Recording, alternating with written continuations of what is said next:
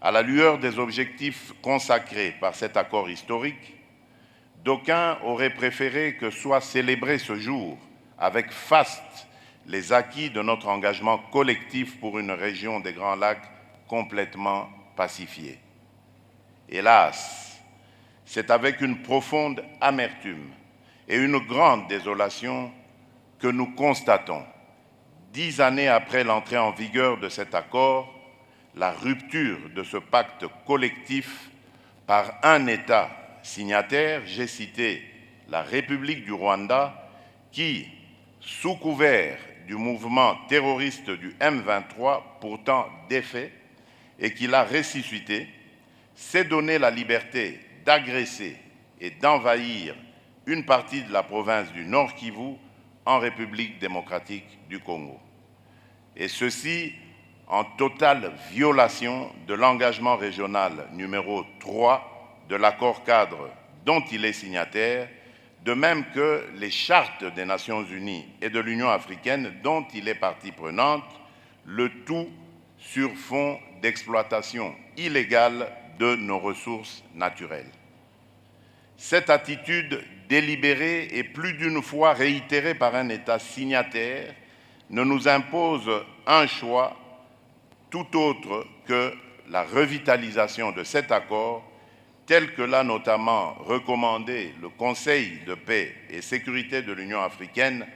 lors de la 1140e session, le 17 février dernier, en marge du 26e sommet de l'Union africaine. Le contexte de la tenue de ce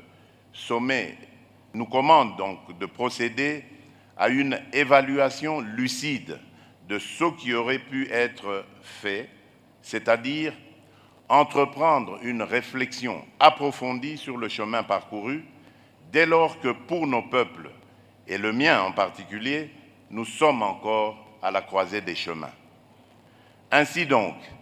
l'évaluation de l'état de mise en œuvre de nos engagements respectifs dans le cadre de l'accord cadre ne saurait être un exercice limité au seul pays de la région. Celui-ci devrait, sans nul doute, également requérir l'implication d'autres partenaires ainsi que celle des institutions garantes. Excellences, Mesdames et Messieurs, je m'adresse à vous du haut de cette tribune au nom d'un peuple qui n'aspire qu'à la paix et à la sécurité pour lui et pour les autres peuples frères de notre région. C'est dans cette logique et suivant l'esprit et la lettre de l'accord cadre d'Addis Abeba que j'avais lancé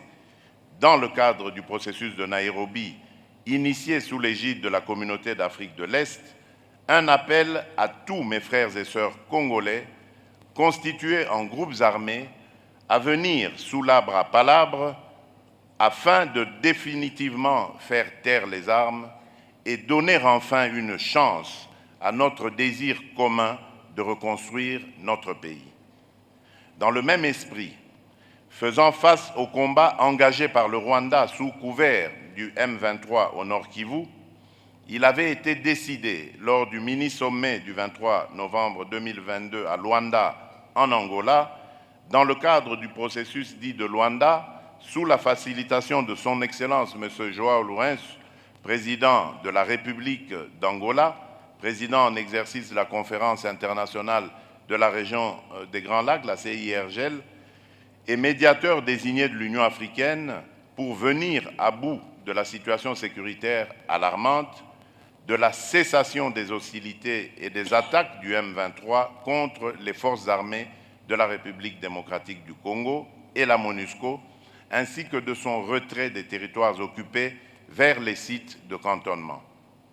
Je tiens donc à saluer les efforts fournis par son Excellence M. Évariste Ndayishimiye, président de la République du Burundi et président en exercice de la Communauté des États d'Afrique de l'Est, ainsi que son Excellence M. Uhuru Kenyatta, président honoraire de la République du Kenya et facilitateur désigné par la Communauté d'Afrique de l'Est.